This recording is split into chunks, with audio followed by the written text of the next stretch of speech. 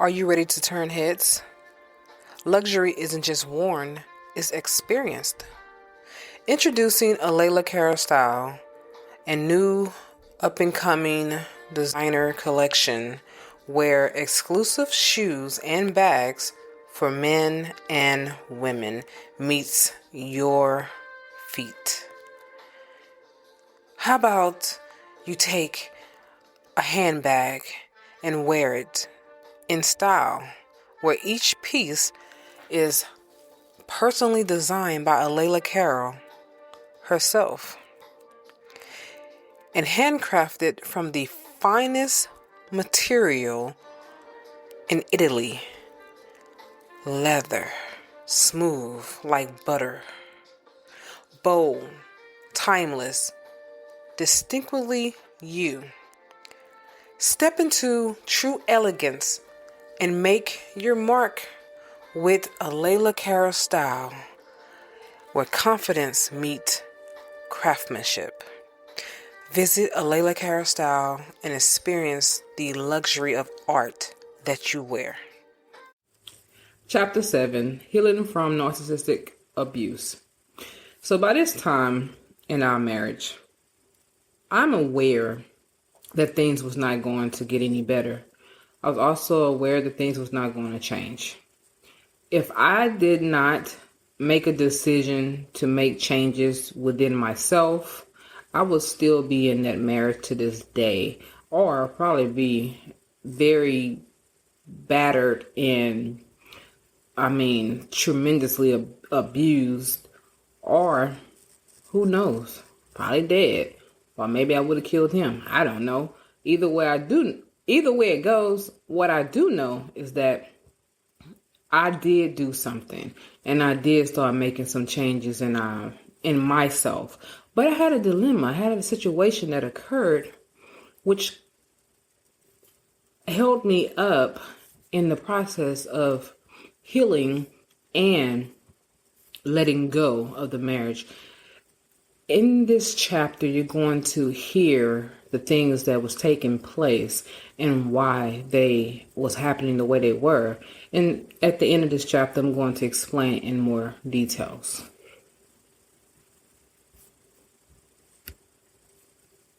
Chapter 7, Healing from Narcissistic Abuse.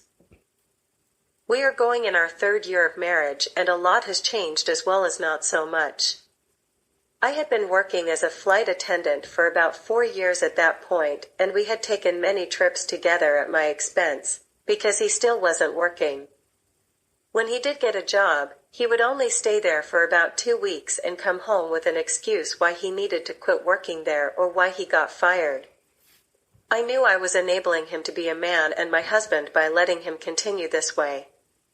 So, we started getting marital counseling, as I was hoping if he heard from a man who had a career, that maybe he would see the light. Here is a 50-something-year-old man who did not want to work. He just wanted to be taken care of. That was when I understood what his mother was saying to me that day on the phone. He is your problem now. It was time for me to do something. Healing from narcissistic abuse can be a complex and challenging journey, but it's absolutely possible with time, self-awareness, and support. Here are some steps that may help.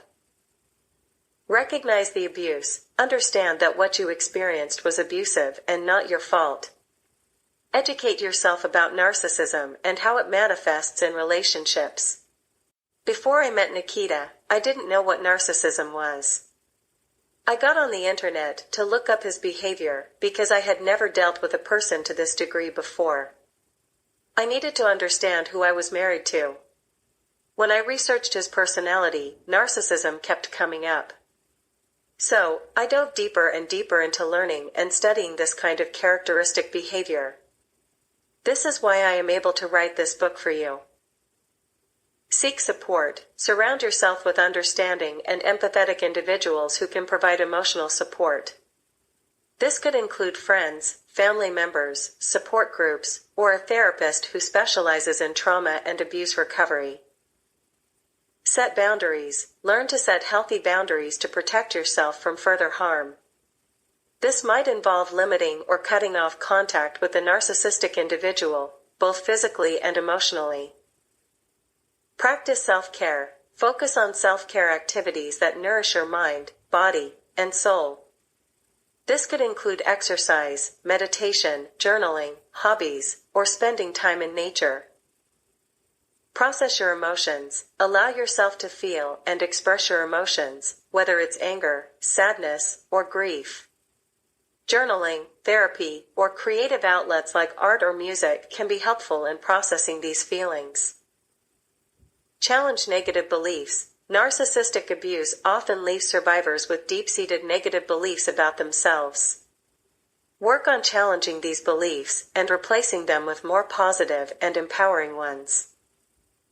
Forgive yourself. Understand that it's normal to blame yourself for what happened, but recognize that you are not to blame. Forgive yourself for any perceived mistakes or shortcomings.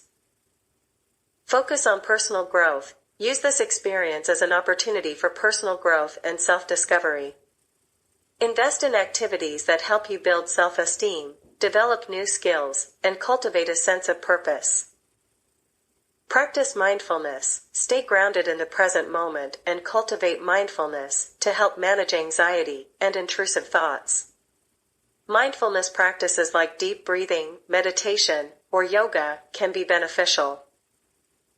Be patient with yourself. Healing from narcissistic abuse is a gradual process that takes time. Be patient and compassionate with yourself as you navigate this journey.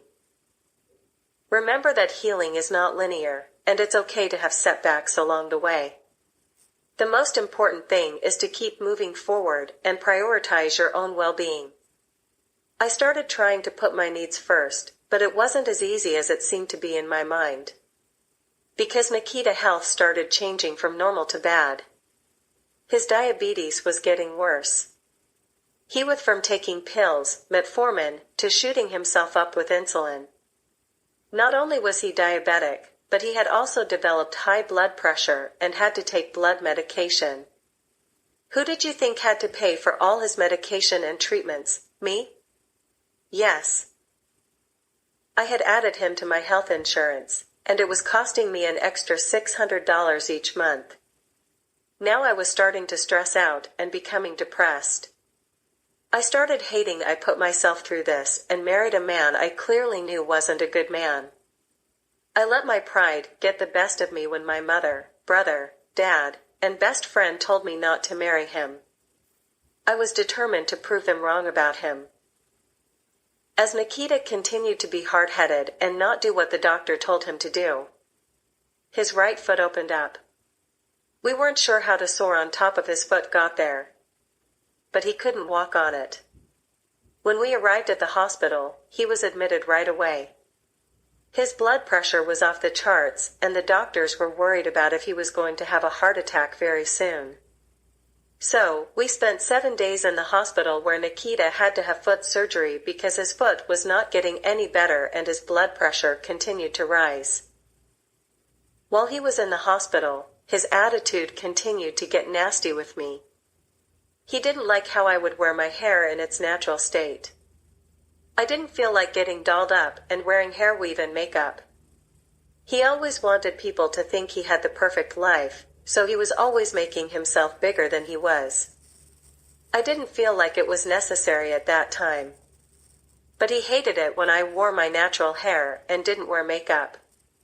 We got into an argument about it because he had the pastor and some people coming to the hospital to pray for him and he didn't want them to see me in my natural state. I knew I was not ugly in any form, but by the way he was acting with me and calling me a bitch and how I needed to do something with this stuff on my head. It made me feel unpretty. So, I left the hospital and didn't return until the doctor called me about 3 days later to ask if I was coming to pick him up. I wanted to say, hell no, I'm not coming back there. He can walk. But I knew that would have made me look like I was a bad wife, so I went to pick him up with all my hair cut off. Now he couldn't complain about my natural hair anymore, because I didn't have any hair. I had cut all my hair off my head that used to hang past my shoulders whenever I straightened out my big black afro. Recognizing the signs of narcissistic abuse.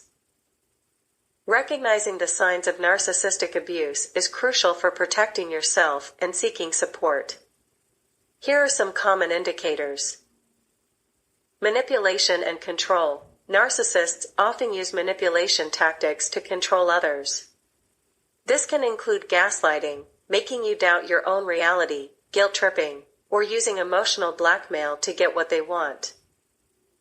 Lack of empathy. Narcissists typically lack empathy and are unable to understand or care about others' feelings and needs. They may dismiss your emotions, belittle your experiences, or show little concern for your well-being. Grandiosity. Narcissists have an inflated sense of self-importance and may constantly seek admiration and validation from others. They may exaggerate their achievements, belittle others, or demand special treatment. Blame shifting. When confronted with their harmful behavior, narcissists often deflect blame onto others. They may deny responsibility, make excuses, or turn the situation around to make you feel guilty or at fault. Like when things weren't going well for him, he would tell me it was my fault why things were not happening for him. Isolation. Narcissists may try to isolate you from friends, family, or other sources of support in order to maintain control over you. They may criticize or sabotage your relationships or insist on being the center of your world. Like when he wanted to move to the other side of Houston away from my dad because my dad lived in the same apartment complex as we did. I wished I had not moved, but I did because I thought it was going to help our marriage. Exploitation. Narcissists may exploit others for their own gain, whether it's financial, emotional, or social. They may take advantage of your kindness, generosity, or resources without any regard for your well-being. Cycling of idealization and devaluation. In the early stages of a relationship, a narcissist may idealize you and shower you with attention and affection. However, as the relationship progresses, they may devalue you, criticize you, or withdraw affection unpredictably. Boundary violations. Narcissists often have poor boundaries and may disregard your boundaries or violate your personal space. They may intrude on your privacy, ignore your requests, or push you to do things you're not comfortable with. Emotional and psychological abuse. Narcissists may engage in emotional and psychological abuse, such as name-calling, insults, threats, or intimidation. They may undermine your self-esteem and manipulate your emotions to maintain control. Patterns of power and control. Narcissistic abuse often follows patterns of power and control, similar to other forms of abuse. This can include coercive control, financial control, or using threats and intimidation to maintain dominance. If you recognize any of these signs in your relationship, it's important to seek support from a trusted friend, family member, therapist, or support group. Remember that you deserve to be treated with respect, kindness, and empathy, and it's okay to set boundaries or remove yourself from toxic situations. Coping mechanisms for survivors. Developing coping mechanisms is crucial for survivors of narcissistic abuse to navigate the healing process and manage the emotional challenges they may face. Here are some strategies to consider. Self-awareness. Start by becoming more aware of your emotions, triggers, and coping patterns. Notice how you react to different situations and identify which coping mechanisms are helpful and which ones are not. Seek professional help. Consider working with a therapist who specializes in trauma and abuse recovery. A therapist can provide you with support, guidance, and coping strategies tailored to your specific needs. Or get a life coach who can walk you through the healing process. Mindfulness and relaxation techniques. Practice mindfulness, deep breathing, meditation, or progressive muscle relaxation to help calm your mind and body. These techniques can help reduce stress, anxiety, and intrusive thoughts. Grounding techniques. Use grounding techniques to stay present and connected to reality, especially during moments of distress or dissociation. This could include focusing on your senses, such as noticing the sights, sounds, smells, tastes, and textures around you. Journaling. Keep a journal to express your thoughts, feelings, and experiences. Writing can be a cathartic way to process your emotions, gain insight into your inner world, and track your progress over time. Healthy outlets. Engage in activities that bring you joy, fulfillment, and a sense of purpose. This could include hobbies, creative pursuits, exercise, spending time in nature, or volunteering in your community. Set boundaries. Learn to assertively communicate your needs and boundaries with others. Practice saying no when necessary and prioritize self-care and self-preservation. Connect with supportive others. Surround yourself with understanding and empathetic individuals who can provide emotional support and validation. This could include friends, family members, support groups, or online communities for survivors of narcissistic abuse. Educate yourself. Learn more about narcissistic abuse, trauma, and recovery through books, articles, podcasts, or workshops. Knowledge can empower you and help you make informed decisions about your healing journey. Practice self-compassion. Be gentle and kind to yourself as you navigate the healing process. Acknowledge your strengths and accomplishments, celebrate your progress, and forgive yourself for any setbacks or mistakes along the way. Safety planning. If you're still in contact with a narcissistic individual or feel unsafe, develop a safety plan to protect yourself. This may include creating a support network, documenting evidence of abuse, and establishing a plan for leaving if necessary. Remember that healing is a gradual process, and it's okay to seek professional help and support as you work through your experiences. You deserve to heal, grow, and thrive beyond the effects of narcissistic abuse. The stress started growing on me. My head started hurting nonstop. I could not function from day to day. I did my best to get through the migraines, but I had to go to the hospital to get my head checked out. It felt like I was having a brain aneurysm. The CAT scan showed no signs of an aneurysm, and the doctor didn't know what was wrong with me, so they recommended me to a head specialist. For a year, I took test after test and ibuprofen to find out what was going on with me. One day, Nikita was taking me to the doctor for one of my checkups for my head, and we got into an argument about me wanting to get my 5-year-old nephew out of foster care. Child Protective Services had taken him from my brother and his wife for being negligent with him. Nikita did not want me to get him out. He wanted me to leave him in there and let another family member get him. But the problem was that there wasn't any family member who was able to care for him, and the ones who were able did not qualify. I was the only one, plus I had been in my nephew's life since he was born. I did not have any children yet, and I still wanted kids, just not with him.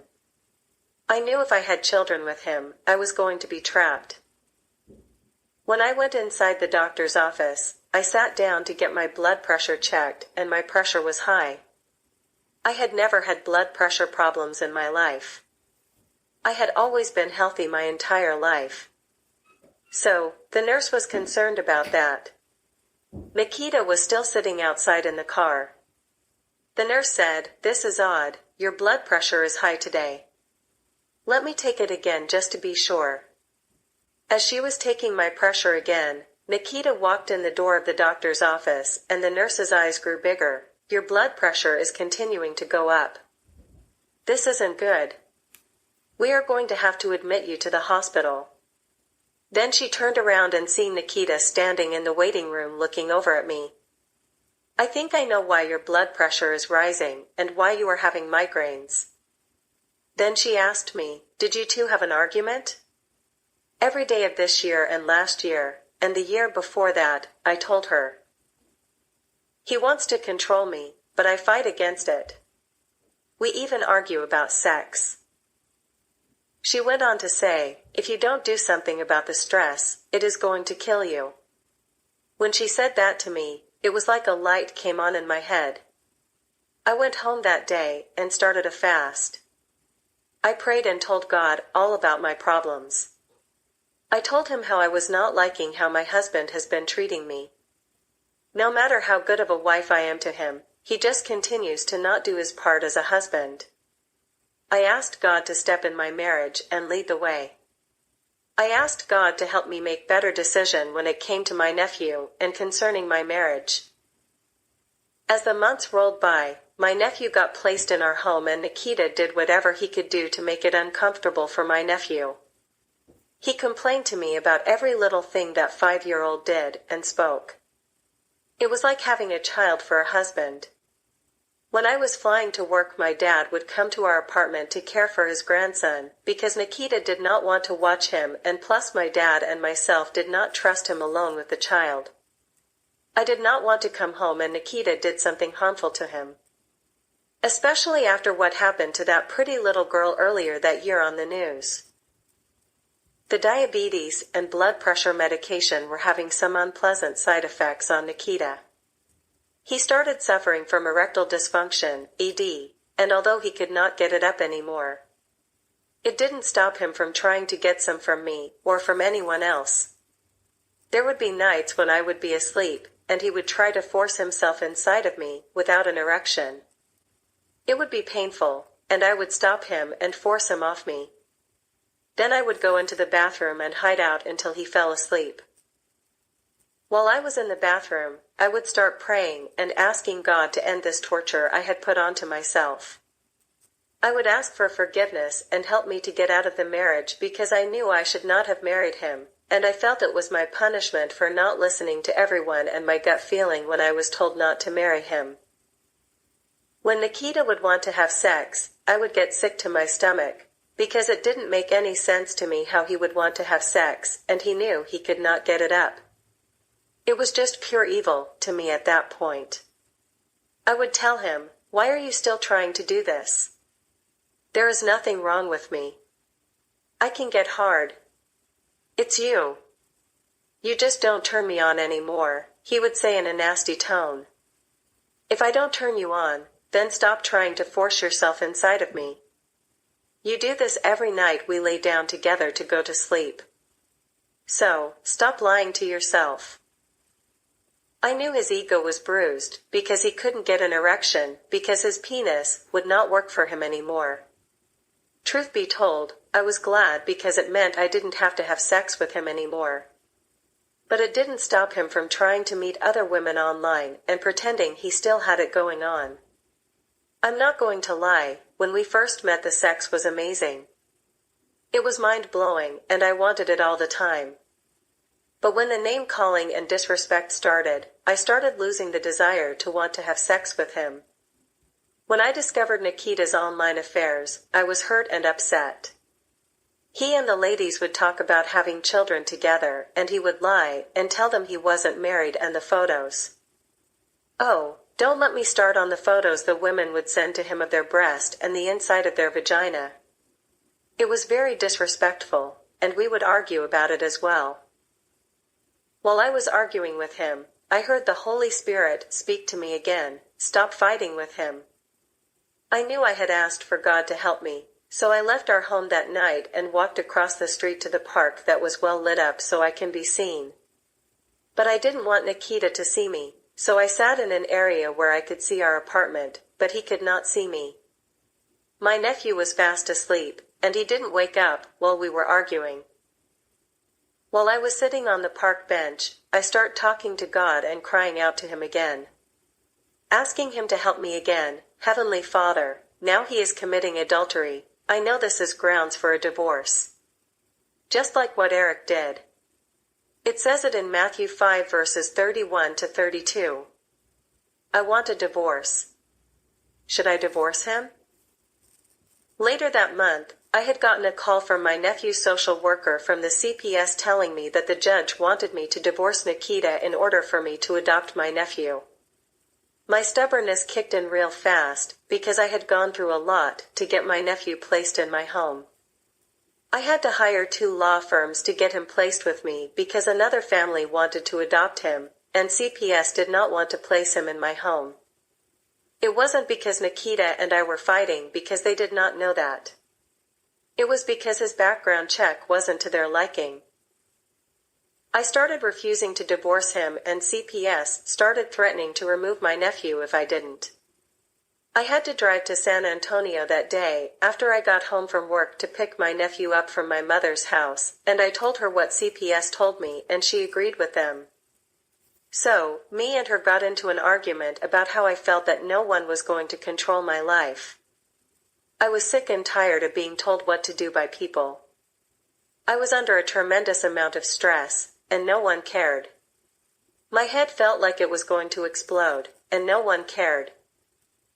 While I was leaving out of the door of my mother's house, she yelled out to me, "God is going to give you another husband that is going to be good to you," and to Junior, I yelled back at her, "I don't want another husband." Then I put Junior in the car seat and got into my car and drove home to Houston, Texas. COVID-19. The world had shut down, and everyone had to be inside their homes, which meant I had to be in the house with Nikita every day.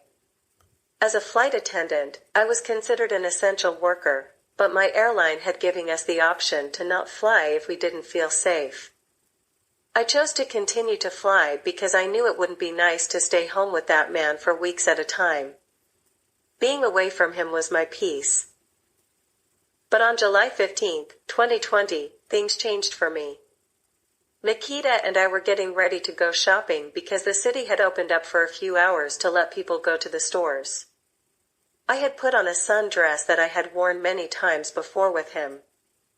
As I was sitting on the sofa, Nikita came into the living room from the bedroom and sat down on the love seat across from me.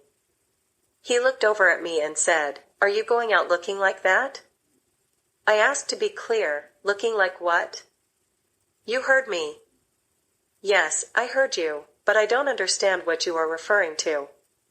So, please explain so I can understand what you mean." "I don't have to explain myself," he said in a loud tone. I got up from the sofa and walked to the kitchen to get my cup of coffee.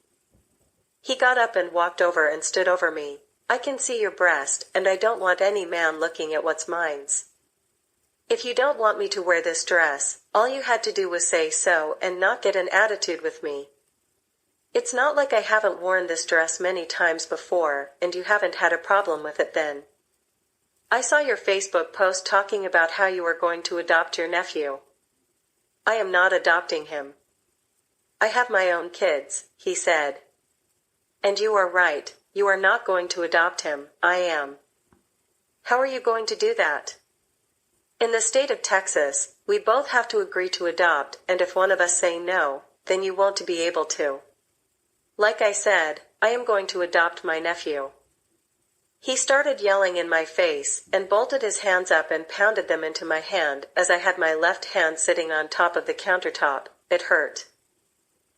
I walked around the other side of the counter and started reaching for my car keys. He shoved me out of the way and grabbed my car keys out of my hands. "Give me my keys, I am leaving," I said as my hand was still hurting. "You're not leaving without me." "Yes, I am. I am not going anywhere with you." He grabbed his hot cup of coffee from the bar and dashed it in my face. I grabbed my hot cup of coffee from the bar as well and dashed it back into his face. Then he came at me with force and strength and slammed me around the living room and our bedroom. Then he bolted his fist and punched me in my eye and threw the car keys at me and busted my upper lip. I was screaming, "I want a divorce. This marriage is over. Get out of my house. You are going to jail." When he got up off me, I continued to scream at the top of my lungs. "This marriage is over. I don't want you anymore. Get out." Then I walked into the bathroom in our bedroom and looked in the mirror at my face. My eye was bruised, and my lip was bleeding. I cried as I saw my pretty face messed up. Then I closed the bathroom door and looked up the video of him jumping on me and sent it to his family members and my friends. Because I wanted to hold myself accountable for this, that there will be no next time. He came to the bathroom door trying to get in, open the door. "No. Go away. Open the door, he yelled as he started trying to break the door down. Get out of my house. I am done with this marriage. You forgot we have cameras all over this apartment, and I just sent the video footage of you hitting me to all your family members, and to my friends and family. My dad is on his way here now. Then I heard the front door slam. My dad came and stayed with me for a week. Nikita didn't come back to the apartment for a few days. But when he showed up, he saw my dad and decided to leave. My dad wanted to kill him, but I talked him out of it and told him I will divorce him and move on with my life. We'll be back after a quick break. If you haven't already, check out my luxury shoe and bag collection, a Layla Cara style. Each piece is personally designed by me and handcrafted from genuine Italian leather. Whether you're dressing up or keeping it casual, these pieces were made to help you walk with confidence. Because real style starts from how you feel. Go to alaylacarolstyle.com and experience these bold, timeless, and completely all you. Check it out.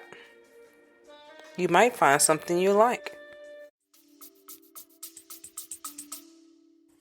Therapeutic approaches to recovering from the trauma of narcissistic relationships. Recovering from the trauma of narcissistic relationships often requires a multifaceted therapeutic approach that addresses both the emotional and psychological impacts of the abuse. Here are some therapeutic approaches commonly used in the recovery process. Trauma-focused therapy, modalities such as trauma-focused cognitive behavioral therapy, TFCBT, eye movement desensitization and reprocessing, EMDR, or somatic experiencing, SE, can help survivors process and integrate traumatic memories, reduce distressing symptoms, and reframe negative beliefs about themselves. Cognitive behavioral therapy, CBT, can help survivors identify and challenge maladaptive thought patterns and beliefs that have developed as a result of the abuse. By learning to recognize and reframe distorted thinking, survivors can develop more adaptive coping strategies and improve their emotional well-being. Dialectical behavior therapy, DBT focuses on developing skills for emotion regulation, distress tolerance, interpersonal effectiveness, and mindfulness. These skills can be particularly helpful for survivors who struggle with intense emotions, impulsiveness, or difficulty in relationships. Attachment-based therapy. This approach explores how early attachment experiences may have influenced current relationship patterns and coping mechanisms. By fostering a secure attachment with a therapist or a life coach, survivors can heal relational wounds and develop healthier ways of relating to themselves and others. Schema therapy. Schema therapy addresses deeply ingrained patterns of thinking, feeling, and behaving, schemas, that developed in response to early experiences of neglect, invalidation, or abuse. By identifying and challenging these schemas, survivors can break free from self-defeating patterns and cultivate greater self-awareness and self-compassion.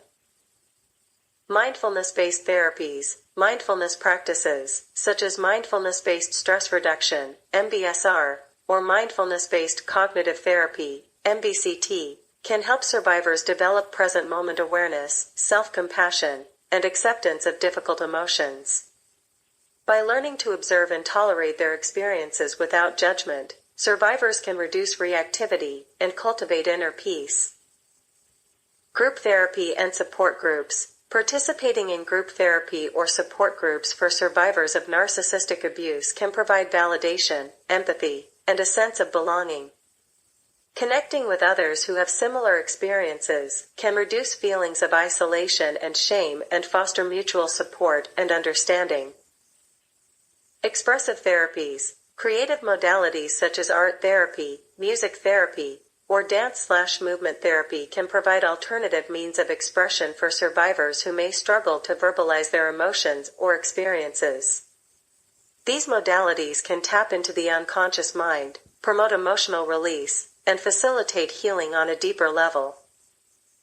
Psychodynamic therapy. Psychodynamic therapy explores how past experiences, including childhood relationships and attachment dynamics, may continue to influence present-day thoughts, feelings, and behaviors. By gaining insight into unconscious patterns and conflicts, survivors can develop greater self-understanding and make meaningful changes in their lives. Narrative therapy. Narrative therapy helps survivors reauthor their life stories and reclaim their sense of agency and empowerment. By externalizing the problem, i.e., seeing the narcissistic abuse as separate from themselves, and exploring alternative narratives, survivors can construct more hopeful, resilient, and empowering identities. It's important for survivors to work with a therapist or a life coach who is knowledgeable about narcissistic abuse and trauma-informed care. A skilled therapist or a life coach can provide validation, empathy, and support as survivors navigate the healing journey and reclaim their lives. Divorce. The divorce wasn't easy because he tried to hide from being served. When I called his mother to get her address so I could have him served there, she cried over the phone, "I hate that your marriage didn't work out. He had been crying about you all month. I can't believe he treated you like that. I am so sorry. You did not deserve to be treated that way. But I don't want to be involved, so I'm not going to be able to give you my address."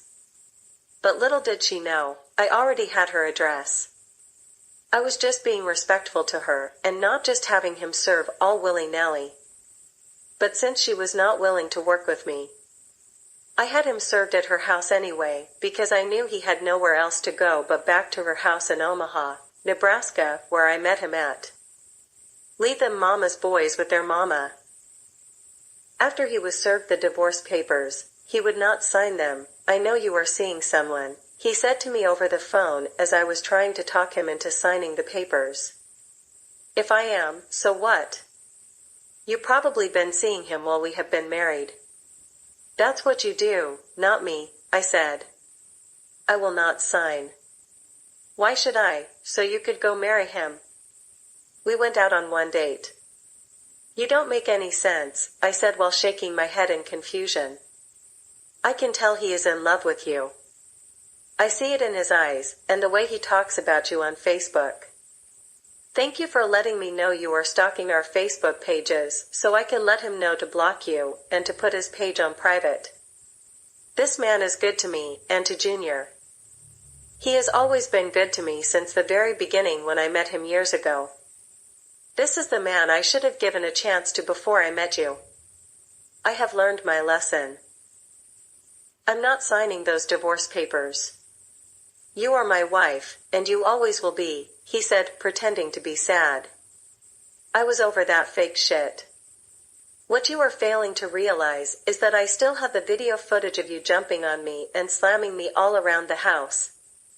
It is not too late for me to show it to the police and get a protective order against you. Did you forget what the cop told you the first time and they have a police report already on you from the first time?"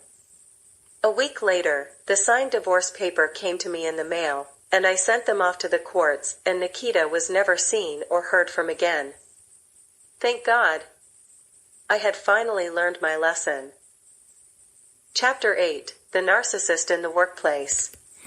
Okay, so you got an opportunity to hear how I got away from him, how I broke free from my narcissistic husband, ex-husband. See, the thing is that I should have never gotten married to that man. It wasn't like I didn't have the signs in the beginning. It's just I was so wrapped up in the desires that I wanted, thinking that he was the only man that was giving me what I want. And the problem was that I was ignoring all the red flags. And I say that because ignoring red flags can be very dangerous to you. And it was dangerous for me.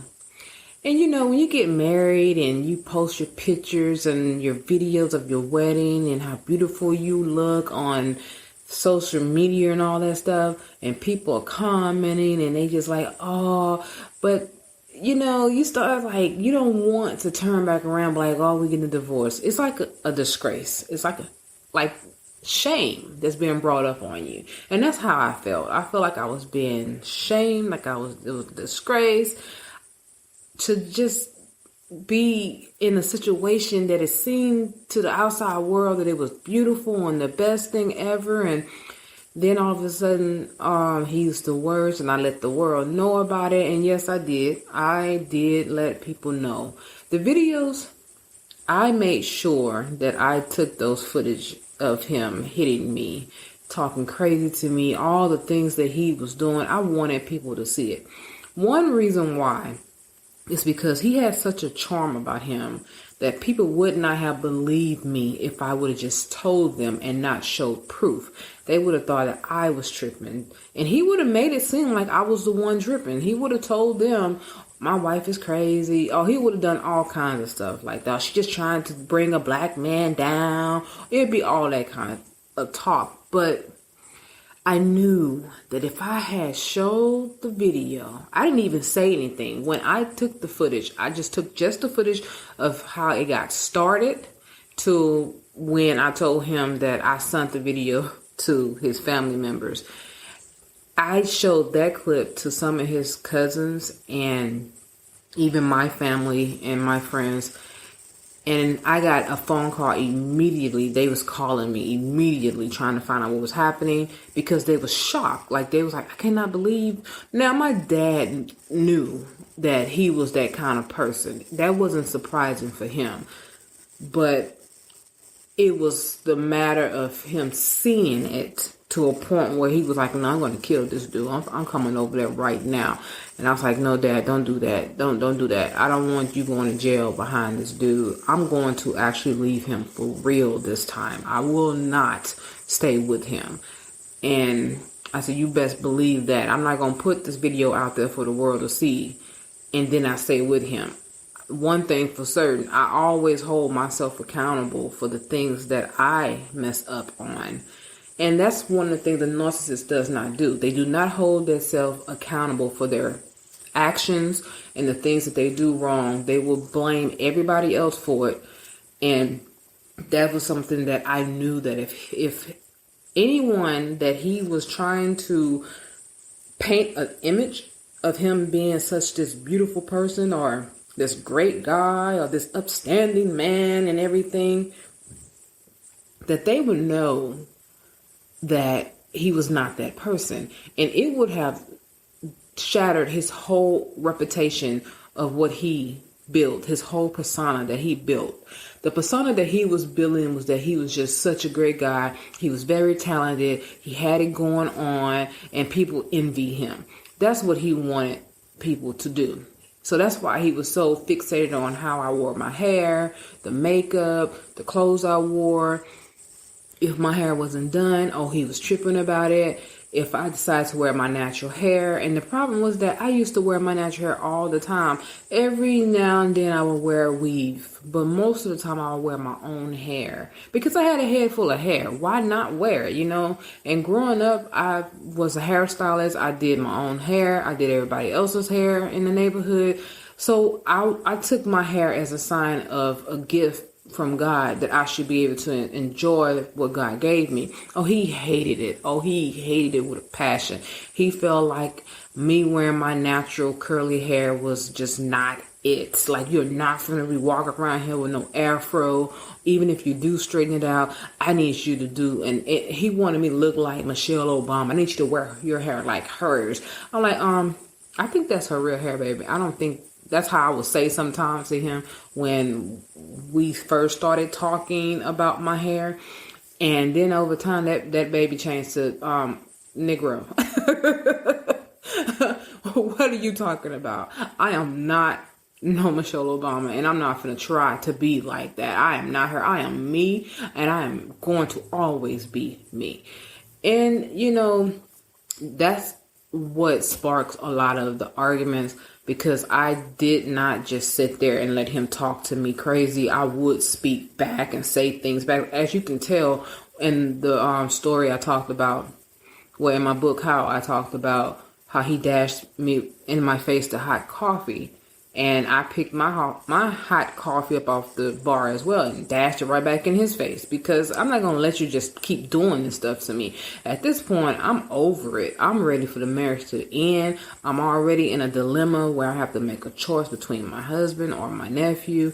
And I was already leaning to the side of choosing my nephew. I just hated how CPS, Child Protective Service, was making me do this. Like they were forcing this on me. And I felt like they was breaking up another black home, even though they had no idea what was happening in my marriage. Now, if they knew what was going on in my marriage, it would have been more understandable, but they did not know. And so for them to come and say, you got to divorce him, or we're going to come and take your nephew out of your home and place him in the foster care again. I was like, oh, hell no. These people are really breaking up a home. And of course, my stubbornness kicked in, and I started thinking about how many black families have been torn apart because of situations like this. And I was like, I'm not letting this happen to me.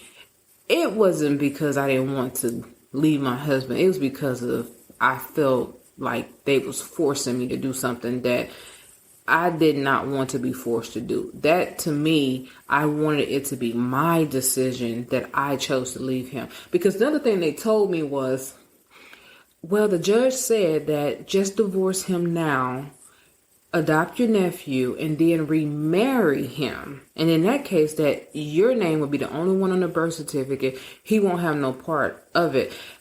As great as that sounds, I knew in my heart of hearts that if once I divorced that man, I was never going to remarry that fool again. Like, I was going to break free and run for the hills.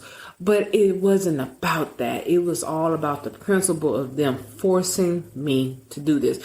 But you know what happened as I look back at the situation? It's years now. It's been years since that happened. It's about 4 years now. When I look back at the situation, that was God all alone intervening, and I didn't see that. I cried out to God so many times. I fasted many times. I prayed many times, asking God for a way out. And all that time, he was showing me, this is your way out. Like, he's talking crazy to you. You don't like that, but yet you dealing with that because you got a mouth on you too. So now you're going back and forth with him. That's the reason why I say stop fighting him. Then, okay, you're going on and I send you another sign where he's cheating on you. Okay, you don't like no one cheating on you, and then yet you continue to still, deal with that. And then it's okay, so I send you another sign. Now you got the CPS telling you need to divorce in order to keep your nephew, and I know how dear your nephew is to you. And then you fighting against that too. What else do you need for me to get you to see that I'm trying to help you? That's the way I look at it now, looking back at it. And then the ultimate thing happened. He put his hands on me again. And I said, if he ever hit me again, I was walking away from this marriage and never looking back. And he did. And not only that he did, the fool blackened my eye and bust my lip, where I have no choice but to see this when I wake up for the next few days, even a week. Come on now. So that was my ultimate no. But it should never have to get to that point. It should never have to get to that point where a person or when you're in a relationship or a marriage that they have to hit you. When they start talking crazy to you, disrespecting you, belittling you, calling you out of your name, you need to know your worth. At that point, you should know this person don't love you. That's not love. Love is kind. Love is patient. Love does not keep records of wrong. Love doesn't envy. Love protects. Love endures. And the thing about that is that he didn't do any of those things that love speaks about. 1 Corinthians chapter 13, read it. He didn't do any of those things. And I knew when I started healing myself, self-healing, I ain't gonna say healing myself because God was actually healing me. But when I decided to go through the steps of healing, I decided that it was time for me to start my healing process before the divorce was final, before I filed for divorce, before I made the decision that I was divorcing him, because I knew that it was getting there. I knew that these people was going to come to my house and take my nephew out of my house, and I was going to be able to withstand that. I wasn't going to be able to deal with that. So I said, you know what, God, I'm going to start my healing process now, especially when the sex was out of the picture, when there was no longer any good sex with us. That was dead. Matter of fact, the sex was what kept me in the relationship before we got married, because the sex was good. And that's another thing. We need to stop going off our emotions and sexual desires, as well as self-pleasures of making lifelong decisions. We have to stop doing that, because that is how we get wrapped up in these situations in the first place. To begin with, we get wrapped up in these situations because we allow our sinful nature and our selfish sexual desires and our selfish needs to take over and start making decisions for us, and we base our decisions around that. That is not the way things are intended for us to be like, and it's not the way that God intended for us to be. When we have all this knowledge that we should be able to use and put to use and make our decisions based off of what's real, the reality, and logic, not emotions. Emotions lead you astray. It leads you down a dark alley and end up getting robbed and mugged and taken advantage of. That's exactly what emotions does to you when you are basing your decisions from that situation. You should have to learn from those past mistakes that you make and learn to not repeat those mistakes, especially if it was something that was as horrible as something that I went through, or something that I should have learned from. Now, it has been 10 years. It had been 10 years. Sorry, you guys, my phone's going off. It has been 10 years, you guys. 10 years from my first husband to me getting with my second husband. 10 years. I would think that I had went through some transformation growth at that point. At least that's what I thought, But what took place with me during that time was that I started becoming desperate for a child, to become a mother, because that was one of the things that I wanted so badly. And I wanted to be married again. I didn't like the dating scene. I still to this day, I don't like the dating scene. I don't like what's out there. All this having to get dressed up to go and present yourself to somebody who you hope is the one who's going to do you right, treat you right. And then you going on these dates and y'all trying to get to know each other, and don't let sex come into the picture, because now your whole reality has been distorted to where you're not thinking straight. And so all that was really getting on my nerves. Like, I was tired of the dating scene. I was like, I feel like I was built to be a wife, not someone's girlfriend.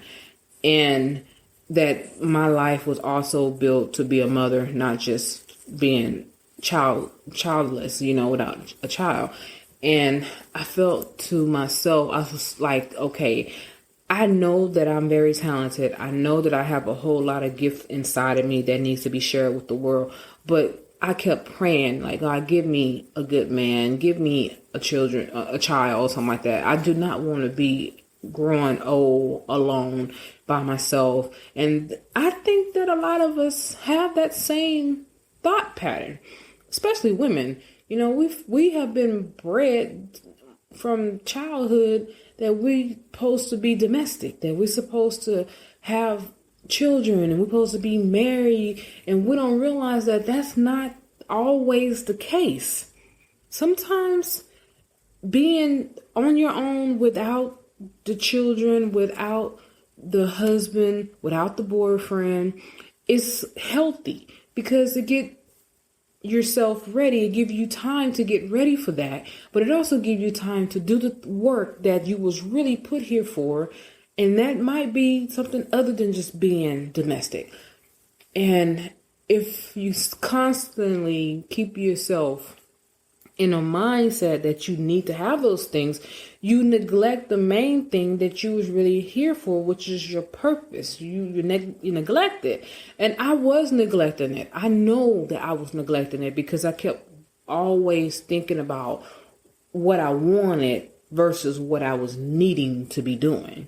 And now that I'm remarried, and I'm definitely happy with the guy that I'm with. I know you heard in my book where my ex-husband, my second husband says, I know you seeing somebody. That's true. I was. And it wasn't in a relationship seeing this guy. It was more of support because he knew what I had went through. And he was showing up. He told me this out of his own mouth. He said, you know what?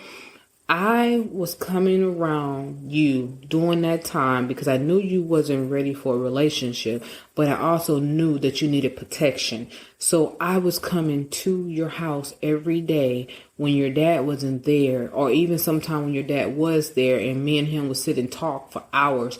And I would be there with you because I didn't want that fool showing back up. He said, yeah, I had my gun with me. I was ready for him. And I was like, Lord, I did not want craziness to happen.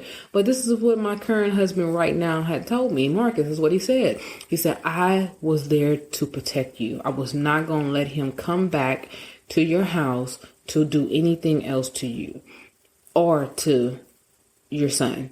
I was not going to let, well, at the time he was my nephew. So he was like, okay, is it okay for me to stick around? I said, yeah, heck yeah. Because I didn't have my gun yet. I got a gun now, but I didn't have my gun at the time. I was in the process of going to go buy one. And I remember also Nikita sent me a text message, and he asked me, it's crazy how things work out and how God will allow someone to open up their mouth and say things to you, and really they be telling on themselves. He asked me, he said, did you ever get that gun that you was trying to buy? And I texted him back, yep. Ready, cocked, and loaded. So you show your ass back up here if you want to. That's probably why I never seen him or heard from him again, because that was the very last time I heard from him. I haven't heard from him since that text. But hey, it is what it is, man. I was going to protect myself by any means necessary, and I was not going to allow no fool to come up on me and try to take me out because of his jealousy or because of his controlling ways. And I encourage you, if you are going through anything such as what I went through, anything just like what I went through or worse than what I went through, you got to find a way to protect yourself. First of all, document every single thing. Have video footage showing how the person is treating you. Have recording. You got to record it on your cell phone. The people don't have to know you're recording them. In the state of Texas, if you are in Texas, you don't have to have the other person consent to record them. You can, all it takes is one person to consent to being recorded, and that's actually you. And it will be held up. It will hold up in a court of law. I don't know about other states, but find out if your state that you living in or country that you living in is allowing that type of situation to happen. But I know in Texas, you do not have to have the other person consent to record them. So if you got your phone, have a recording device app on it, and every time the person call you, make sure it's automatically recording the conversation, the phone call while you're talking.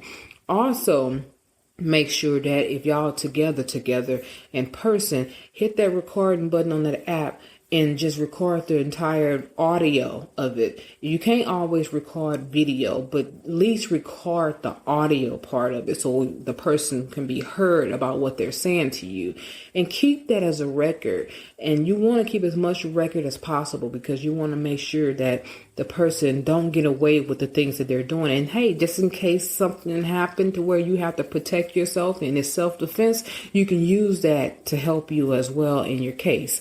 I hope that you do not have to go through this. I really hope you don't. But I am asking you to protect yourself at any means and all costs necessary. Protect yourself.